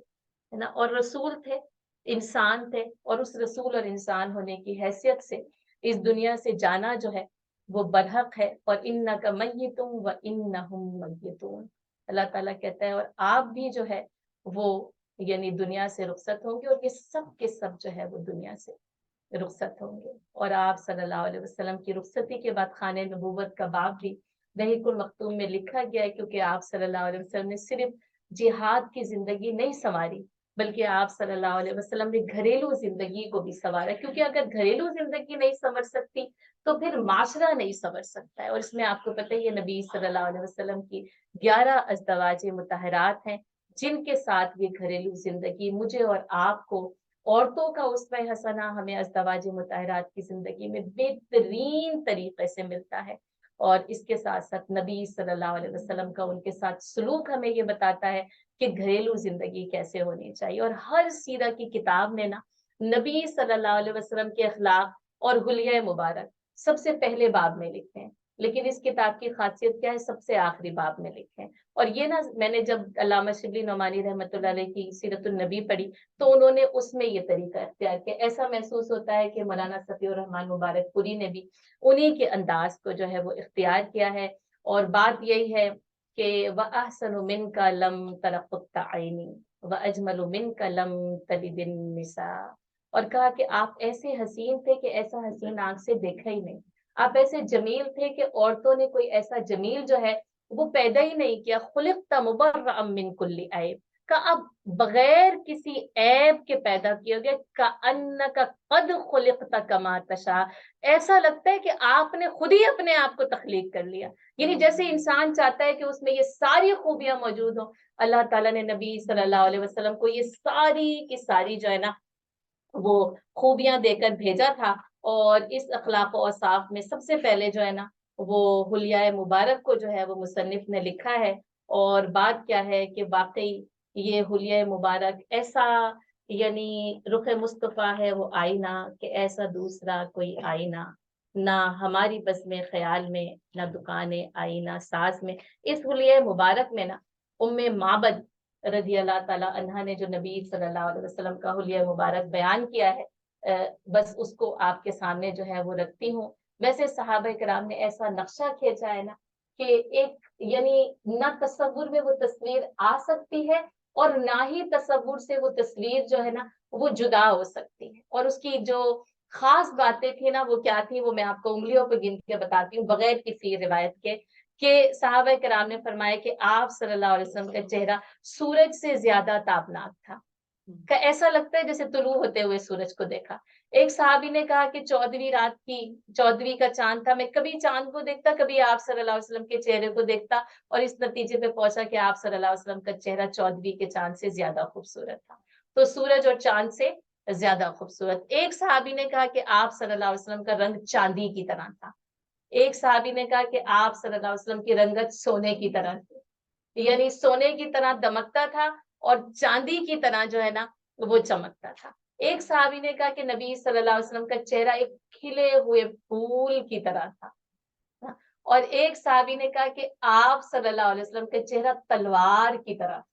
انہیں تلواروں سے بہت محبت تھی نا تو کہا تلوار کی طرح تھا۔ اور ایک صحابی نے کہا کہ آپ صلی اللہ علیہ وسلم کا چہرہ قرآن کے ورق کی طرح تھا، انہیں قرآن سے اتنی محبت تھی کہ وہ قرآن کا ورق انہیں دنیا کی ہر چیز سے زیادہ حسین لگتا تھا، تو کہا جیسے آپ صلی اللہ علیہ وسلم کا چہرہ جو ہے وہ قرآن کے ورق کے تھا۔ اور ام معبد نے جو حلیہ بیان کیا ہے وہ تمام صحابہ نے یعنی وہ 23 سال اور 40 سال اس سے پہلے بھی جو ان کے ساتھ رہنا ویسا حلیہ وہ بیان نہیں کر سکے۔ ادبی زبان کا شاہکار ہے، صرف یہ نبی صلی اللہ علیہ وسلم کے حلیہ مبارک بیان کرنے کی وجہ سے نہیں بلکہ عربی زبان کی ادبی کتابوں میں ایک ادبی شہپارے کی حیثیت سے یہ پڑھایا جاتا ہے۔ اگر آپ ادبی زبان کو پڑھیں تو وہ جو اردو ایڈوانس جو عربی ایڈوانس ہوتی ہے اس میں جو ہے نا وہ نبی صلی اللہ علیہ وسلم کا یہ حلیہ مبارک جو ہے وہ پڑھایا جاتا ہے۔ اور انہوں نے اس کو اس طریقے سے بیان کیا تھا کہ زہرۃ الوداع، کہ آپ صلی اللہ علیہ وسلم کا رنگ جو ہے نا وہ چمکتا تھا، آپ کا جو چہرہ تھا وہ تابناک تھا، خوبصورت ساخ تھی، نہ توندے پن کا عیب تھا، نہ گنجے پن کی خامی تھی، جمال جہاں تاب کے ساتھ ڈھلا ہوا پیکر تھا، سرمگی آنکھیں تھیں. یعنی آپ صلی اللہ علیہ وسلم کی آنکھوں کے بارے میں کہ جیسے کہ ان میں ہمیشہ سرما لگا ہوا رہتا تھا، لمبی پلکیں، بھاری آواز، لمبی گردن، سفید و سیاہ آنکھیں، سیاہ سرمگی پلکیں، باریک اور باہم ملے ہوئے ابرو، چمکدار کالے بال، خاموش ہو تو باوقار، گفتگو کریں تو پرکشش، دور سے دیکھنے میں سب سے زیادہ تابناک و پرجمال. اس کے لیے نا انہوں نے وسیم و قسیم استعمال کیا ہے، کہا وہ وسیم بھی تھے، قسیم بھی تھے، قریب میں سب سے خوبصورت اور شیریں، گفتگو میں چاشنی، بات واضح اور دو ٹوک، نہ مختصر نہ فضول انداز، ایسا کہ گویا لڑی سے موتی جھڑ رہے ہوں، درمیانہ قد، نہ چھوٹا کہ نگاہ میں نہ جچا، نہ اتنا لمبا کہ ناگوار لگے، دو شاخوں کے درمیان ایسی شاخ کی طرح ہیں جو سب سے زیادہ تازہ و خوش منظر، رفقا آپ کے گرد حلقہ بنائے ہوئے، کچھ فرمائیں تو توجہ سے سنتے ہیں، کوئی حکم دے تو لپک کر بجا لاتے ہیں، مطاع و مکرم، نہ ترش رو اور نہ ہی لب کو. اخلاق رسول صلی اللہ علیہ وسلم کا بیان اتنا مفصلاً ہے، اور الحمدللہ میرے پاس جو ہے نا وہ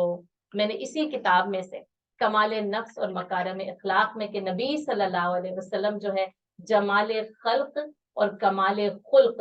دونوں سے متصف کیے گئے. تو میرا ارادہ ہے، میری تیاری ہے کہ میں یہ 40 نکات آپ کے سامنے بیان کروں، لیکن میں صفحات کو پلٹ رہی ہوں،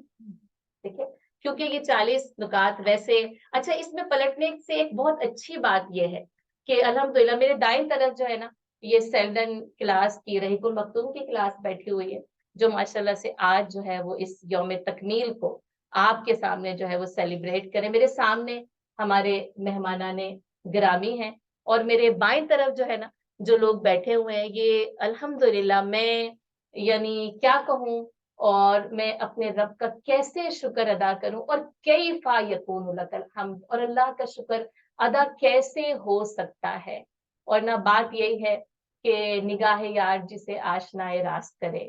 وہ اپنی خوبی قسمت پہ کیوں نہ ناز کرے. لا فقرہ، یہ فخر کے لیے نہیں اور ناز کے لیے نہیں. اچھا، اب آپ کا اس نومبر میں آج کے دن جو ہے وہ ہمارا رحیق المختوم کا یوم تکمیل. یقیناً میں آج بہت زیادہ اداس ہوتی، اور اتنی زیادہ اداس ہوتی کہ شاید آپ میں سے کوئی بھی اتنا اداس نہیں ہو سکتا تھا، لیکن میں اپنے رب کے کرم کا کیسے شکریہ ادا کروں کہ نومبر میں اس کتاب کو ختم کرنے سے پہلے جنوری 2023 میں یعنی ہم نے رحیق المختوم کی آن لائن کلاس کا آغاز کیا، اور میرے بائیں طرف یہ آپ کے سامنے رحیق المختوم کی آن لائن کلاس کے جو ہے وہ شرکا بیٹھے ہوں. اور الحمدللہ اب ہم اس میں غزوہ احد جو ہے وہ مکمل کر چکے ہیں، اور یہ 3 سالہ کورس ہے. اور اگر آپ یہ پوچھے کہ یہ کتنے سال کا کورس تھا،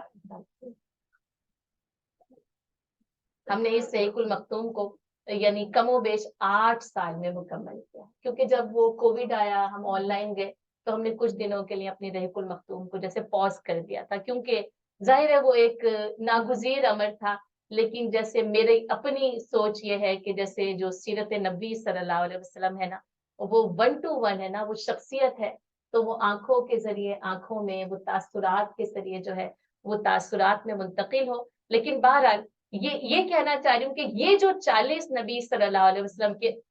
اخلاق کے پوائنٹس رحیق المختوم میں لکھے ہوئے ہیں، کہیں اور سے نہیں لیے. یہ آپ لوگوں کے لیے ایک تحفہ تو ہوتے، لیکن ہم اس تحفے کو اپنے پاس چھپا کر رکھتے ہیں، کیونکہ آپ لوگوں کے دلوں میں اس کو پڑھنے کی، اس کو چاہنے کی ایک اتنی شدید طلب پیدا ہو کہ آپ کہیں کہ رحیق المختوم نہ ہم نے باقاعدہ جو ہے نا وہ کلاس کے انداز میں پڑھنی. یعنی یہ نہ صرف پڑھ کر گزر جانے والی کتابیں، کیونکہ یہ سیرت نبی صلی اللہ علیہ وسلم کا بیان. اور جیسے میں نے کہا میرا دل چاہتا تھا کہ میں آپ کے سامنے سیرت کی کتابوں کا بھی ایک مختصر تعارف پیش کروں. بات وہی ہے، ہزاروں خواہشیں ایسی کہ ہر خواہش پہ دم نکلے. تو یہ کہ وہ سیرہ پر ایسا قلم اٹھایا گیا ہے ہر زبان میں، لیکن آپ کو یہ بھی یاد رہے اور یہ جان لے، زبان ادب اس کے جتنے استعارے ہیں جتنی بھی فصاحت و بلاغت ہے وہ سیرت نبی صلی اللہ علیہ وسلم کے آگے نا بیکار ہے، ماند ہے۔ زبان کی جتنی چمک دمک اور حسن ہے نا، صرف اس ذات کے اخلاق کو بیان کرنے کے لیے وہ ناکافی ہو جاتی۔ گو کہ یعنی سیرہ نگاروں نے قلم اٹھایا کیونکہ یہ ضروری ہے کہ قلم اٹھایا جائے اور اس سیرہ کو میرے اور آپ کے سامنے پیش کیا جائے، لیکن ہر مصنف نے مختلف انداز سے اس سیرہ کو بیان کیا۔ تو صرف یہ ایک کتاب نہیں ہے، ہزاروں کتابیں۔ ایک تو صرف یہ کہ آپ پڑھ لیں، اگر آج کے دن سے نا اس سیرت نبی صلی اللہ علیہ وسلم کو جاننے کا شوق پیدا ہو، یہ آتش شوق اگر دل میں بھڑک اٹھے نا، تو کم از کم پڑھ ضرور لیں۔ اور چاہے رحیق المختوم کو پڑھ لیں، محسن انسانیت کو پڑھ لیں، سیرت النبی صلی اللہ علیہ وسلم علامہ شبلی نعمانی رحمۃ اللہ علیہ کو پڑھ لیں، حقوق رحمت للعالمین کو پڑھ لیں، یا کوئی سی بھی کتاب سیرہ کی جو زیادہ یعنی مستند ہو، اس کو سیرہ ابن اسحاق کو پڑھ لیں، سیرہ ابن ہشام کو پڑھ لیں، اور اس رحیق المختوم کے بعد بھی ان تمام لوگوں کے لیے سفر کرنا یعنی یہ ایک آغاز ہے۔ جیسے وہ جو ساحل سے سمندر کا نظارہ ہوتا ہے نا، یہ ساحل سے سمندر کا نظارہ ہے کہ ہم سیرت نبی صلی اللہ علیہ وسلم کو باقاعدہ طور پر پڑھے، سیکھے، سمجھے، کیونکہ تمام افعال میں، تمام اعمال میں، تمام احوال میں آپ صلی اللہ علیہ وسلم کی اقتدا لازم ہے، ناگزیر ہے نا؟ کیونکہ وہی ہے کہ اگر نہیں کریں گے تو پھر بھٹک جائیں گے، پھر ظلمات ہی ظلمات رہیں گے، ہم نور کی طرف نہیں آ سکیں گے۔ تو میں ان تمام کے تمام جو ہمارے پاس 40 نکات ہیں، میں ان کو جو ہے وہ آپ کے لیے تحفتاً جو ہے وہ پوشیدہ رکھتی ہوں، اور ان کے اس کتاب کے آخری الفاظ کو پڑھتی ہوں کہ حاصل یہ کہ نبی صلی اللہ علیہ وسلم بے نظیر صفات کمال سے آراستہ تھے۔ آپ صلی اللہ علیہ وسلم کے رب نے آپ صلی اللہ علیہ وسلم کو بے نظیر ادب سے نوازا تھا۔ قلم خوشبو کا ہو اور اس پہ دل کی روشنی لکھوں، مجھے توفیق دے یا رب کہ میں نعت نبی لکھوں۔ قلم کی پیاس بجھتی ہی نہیں مدح محمد صلی اللہ علیہ وسلم میں کن لفظوں میں اپنا اعتراف تشنگی لکھوں۔ حتیٰ کہ اس نے خود آپ صلی اللہ علیہ وسلم کی تعریف میں فرمایا وَإِنَّكَ لَعَلَىٰ خُلُقٍ عَظِيمٍ، یقیناً آپ عظیم اخلاق پر۔ یہی عظیم اخلاق تھے جس کی وجہ سے نا اذا جاء نصر اللہ والفتح، ہے نا، یہ کامیابی کے ساتھ مدد پہنچی اور تمام فی دین اللہ افواجہ میں داخل ہوئے ان عظیم اخلاق کی وجہ سے، ہے نا۔ اور یہ ایسی خوبیاں تھی جن کی وجہ سے لوگ آپ صلی اللہ علیہ وسلم کی طرف کھنچ آئے، دلوں میں آپ صلی اللہ علیہ وسلم کی محبت بیٹھ گئی، اور آپ صلی اللہ علیہ وسلم کو قیادت کا وہ مقام حاصل ہوا کہ لوگ آپ صلی اللہ علیہ وسلم پر وارفتہ ہو گئے۔ انہی خوبیوں کے سبب آپ صلی اللہ علیہ وسلم کی قوم کی اکڑ اور سختی نرمی میں تبدیل۔ اتنی آپ دیکھیں اکڑ تھی قوم میں، اتنی سختی تھی کہ 21 سال کے بعد بھی جو ہے نا وہ مکہ چھوڑ کے چلے گئے تھے کہ ہمیں جو ہے وہ اسلام نہیں لے کے، ہمیں سر نہیں جھکانا۔ لیکن آپ صلی اللہ علیہ وسلم کی شخصیت کی جو پرکشش قیادت تھی نا، اس نے نہ صرف یہ کہ صحابہ کرام کو بلکہ دشمنوں کو دل ان کا بھی چھینا جو سر لینے آئے نا، اور یہ کہ یہاں تک کہ اللہ کے دین میں یہ سب کے سب فوج در فوج داخل ہو گئے نا۔ اور آپ صلی اللہ علیہ وسلم کے اخلاق کو صرف مسلمانوں نے نہیں، غیر مسلموں نے بھی، ہے نا، ایسا تسلیم کیا ہے، کیونکہ چاہے دین کو جھٹلا دیا اور دین کو ٹھکرا دیا، لیکن اخلاق کے اوپر ایک لفظ بھی نہ کہہ سکے۔ میرے پاس ایک کتاب ہے تجلیات سیرت صلی اللہ علیہ وسلم، حافظ محمد ثانی رحمت اللہ علیہ نے اس کو لکھا ہے، اور انہوں نے نا ان تمام اقوال کو، ان تمام کوٹس کو جمع کیا ہے جو غیر مسلموں نے نبی صلی اللہ علیہ وسلم کے اخلاق کی تعریف میں لکھی، اور پھر اس کے سب سے آخری صفحات میں نا وہ شاعری ہے جو نبی صلی اللہ علیہ وسلم کے اوپر غیر مسلموں نے کی ہے۔ اور میں اکثر، یا میں نے جس کو اکثریت یا 99% جو آپ کے سامنے میں نے اس سلام کو پڑھا ہے نا، کہ سلام اس ذات اقدس پر، سلام اس فخر دورہ پر، ہزاروں جس کے احسانات ہیں دنیا امکان پر، سلام اس پر جو آیا رحمت للعالمین بن کر، پیام دوست بن کر، صادق الوعد و امی بن کر، سلام اس پر جلائی شمع عرفان جس نے سینوں میں، کیا حق کے لیے بےتاب سجدوں کو جبینوں میں. اور یہ آخر تک چلتا ہے. یہ ایک ہندو شاعر کا لکھا ہوا، یہ ایک ہندو شاعر کا لکھا ہوا. جس وقت میں نے اسے پڑھا تھا نا، جیسے مجھے لگتا ہے یہ میرے اندر یہ جو ہے وہ چلا گیا تھا کہ ایک ہندو شاعر نبی صلی اللہ علیہ وسلم پر اتنے بہترین انداز میں جو ہے وہ شاعری کہہ سکتا ہے اور لکھ سکتا ہے. اور وہ تو یعنی مسلمان شاعر بھی انتہا کر دی، کبھی وہ غلو بھی کر جاتے ہیں عقیدت میں کیونکہ شاعری ہے دین نہیں ہے، لیکن اس کے ساتھ ساتھ یعنی ہندو شاعروں نے نبی صلی اللہ علیہ وسلم کے اخلاق پر یہ شاعری. یہ ہے آپ صلی اللہ علیہ وسلم کا کمال. کیوں کہ کہا جاتا ہے کہ اصل صداقت وہ ہے جو دشمن بیان کر دے، کیونکہ دشمن آپ کی تعریف نہیں کرتا، یا تعریف کرے تو وہ اس کی مجبوری ہوتی ہے کہ اس کو تعریف کرنی پڑتی ہے. اور یاد رہے کہ ہم نے پچھلے صفحات میں آپ صلی اللہ علیہ وسلم کی جن خوبیوں کا ذکر کیا ہے وہ آپ صلی اللہ علیہ وسلم کے کمال اور عظیم صفات کے مظاہر کی چند چھوٹی چھوٹی لکیریں ہیں، ورنہ آپ کے مجد و شرف اور شمائل و خصائل کی بلندی اور کمال کا یہ عالم تھا کہ ان کی حقیقت اور تہ تک نہ رسائی ممکن ہے اور نہ ہی اس کی گہرائی ناپی جا سکتی. بھلا عالم وجود کے اس سب سے عظیم بشر کی عظمت کی انتہا تک کس کی رسائی ہو سکتی ہے، جس نے مجد و کمال کی سب سے بلند چوٹی پر اپنا نشیمن بنایا اور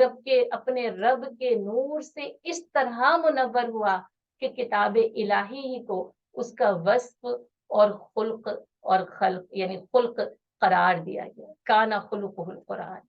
کانا یمشی علی القرآن. علامہ شبلی نعمانی نے سیرت النبی صلی اللہ علیہ وسلم میں جب رسول اللہ صلی اللہ علیہ وسلم کے اخلاق کا ذکر کیا ہے تو اس میں جو سب سے پہلی صفت لکھی ہے جو کہ رحیق المختوم میں نہیں لکھی ہوئی ہے وہ یہ ہے کہ نبی صلی اللہ علیہ وسلم نے اپنے کردار، اپنے اخلاق اور اپنے اعمال پر ایسی مداومت اختیار کی کہ وہ اخلاق ہر لمحے نبی صلی اللہ علیہ وسلم کی زندگی کا حصہ رہے. آپ صلی اللہ علیہ وسلم زندگی کے کسی بھی لمحے پر اپنے کردار کی بلندی سے 1% بھی نیچے نہیں. آپ ہمیشہ نا اسی بلند چوٹی پر آپ نے نشیمن بنا، یہاں تک کہ قاری نظر آتا ہے حقیقت میں ہے قرآن، ہے نا. اور ہر صدی ہر عہد کے گلشن کو ان کی آرزو ہر زمانے میں کھلا ہے ان کی چاہت کا گلاب. اللہم صلی علی محمد وعلی آل محمد.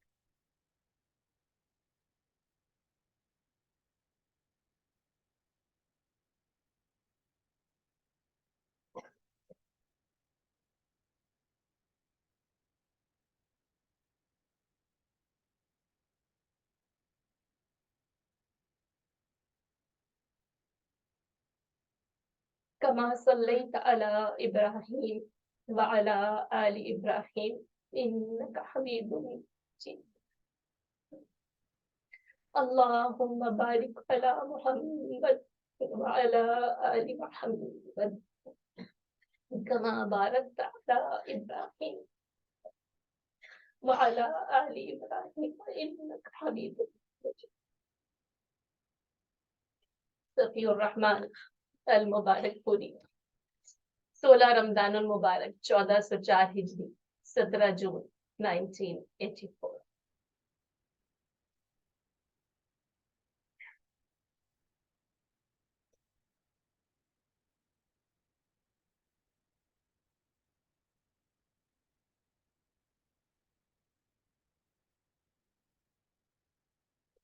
اللہ تعالیٰ مجھے اور آپ کو نبی صلی اللہ علیہ وسلم کی سیرت پر عمل کرنے والا بنائے،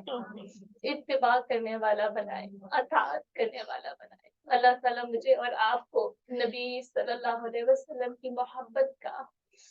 آپ صلی اللہ علیہ وسلم سے تعلق کا ایسا ذوق اور شوق دے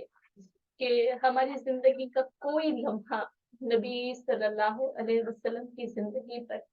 عمل کے بغیر آگے نہ بڑھ سکے. وما علینا الا البلاغ.